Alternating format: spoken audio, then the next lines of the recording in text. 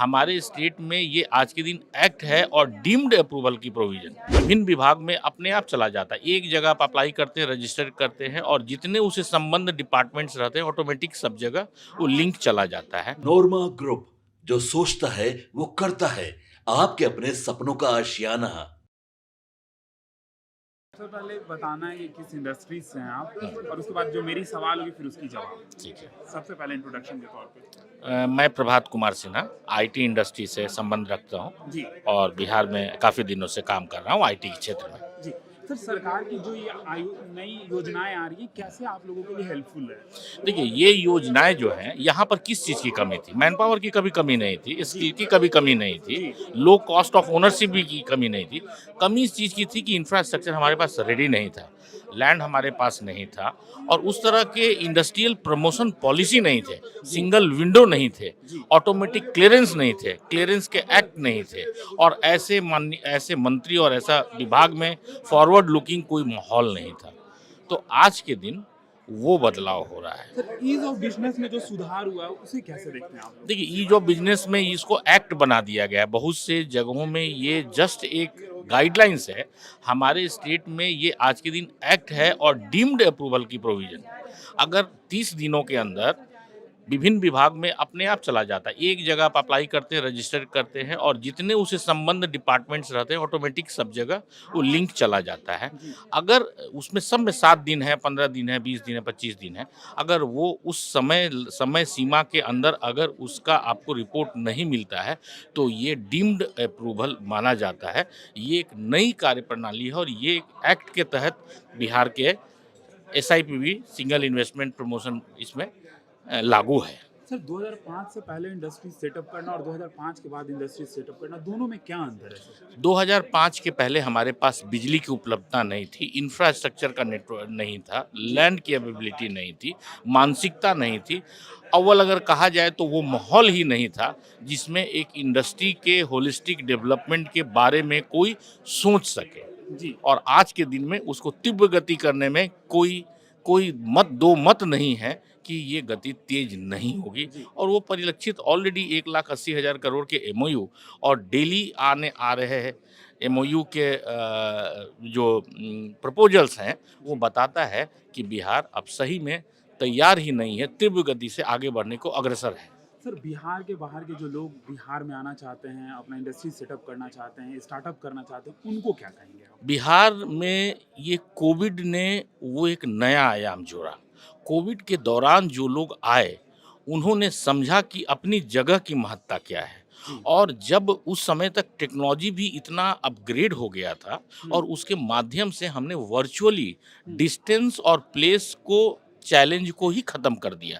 जी तो पहला मौका तो कोविड के दौरान मिला और उसके बाद आज के दिन वो सारे लोग जो देश विदेश और अन्य प्रदेश में जो काम कर रहे हैं वो यहाँ आने को आतुर हैं आतुर और है, इच्छुक आतुर है। इच्छुक हैं। बिल्कुल। हाँ, तो वैसे लोगों के लिए बहुत सारी स्कीम्स जिसमें छोटे से बड़े उद्योग एमएसएमई से लेके माइक्रो से लेके बड़े उद्योग तक जी सबकी कुछ ना कुछ भागीदारी के लिए कुछ ना कुछ रखा हुआ है। जी अगर आप एम्प्लॉयमेंट देना चाहते हैं तब भी आपके लिए स्कीम है, जी अगर आप इंसेंटिव लेना चाहते हैं तब भी आपके लिए स्कीम है, अगर जी आप इंटरेस्ट सबवेंशन लेना चाहते हैं तब भी आपके लिए स्कीम है। हर चीजों के लिए स्कीम है। हर चीज के लिए आप यहाँ से अब लौट के नहीं जा सकते बस हैं, मन बनाना है। केवल आपको एक बार नजर इनायत करना है, बिहार आपके लिए तैयार है। युवाओं युवाओं के लिए क्या संदेश देंगे, बिहार के युवाओं के लिए? बिहार के युवा आज के दिन देश ही नहीं पूरे विदेश से लेके पूरे वर्ल्ड में आज के दिन लोग यहाँ के छाए हुए हैं। हम्म, उनको ऐसा लग रहा था एक समय के पहले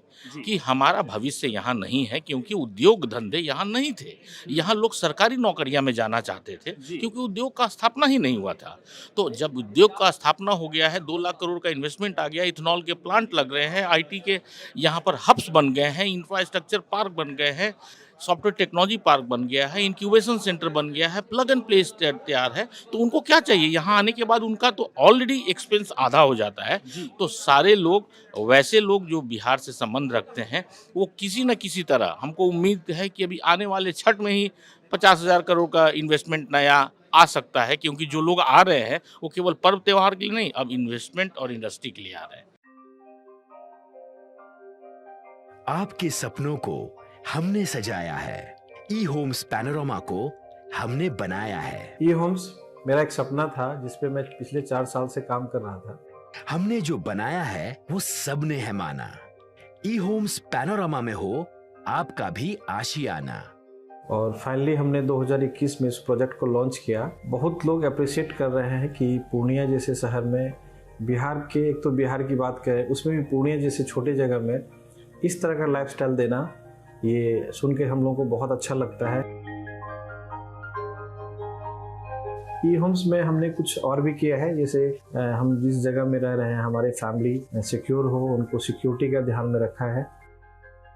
आपकी सुविधा और सुरक्षा आपके लिए खास है, ये आपका विश्वास है। इसमें आर्टिफिशियल इंटेलिजेंस का 7 लेयर सिक्योरिटी का हमने इस्तेमाल किया है। लस ग्रीन कैंपस को बनाया है। यदि हमारा बाउंड्री वाल है तो वो वर्टिकल गार्डन है।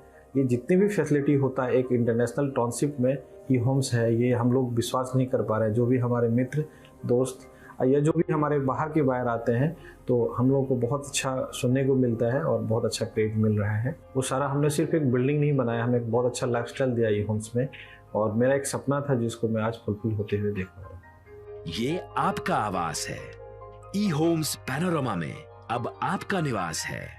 E homes Panorama, luxurious lifestyle redefined.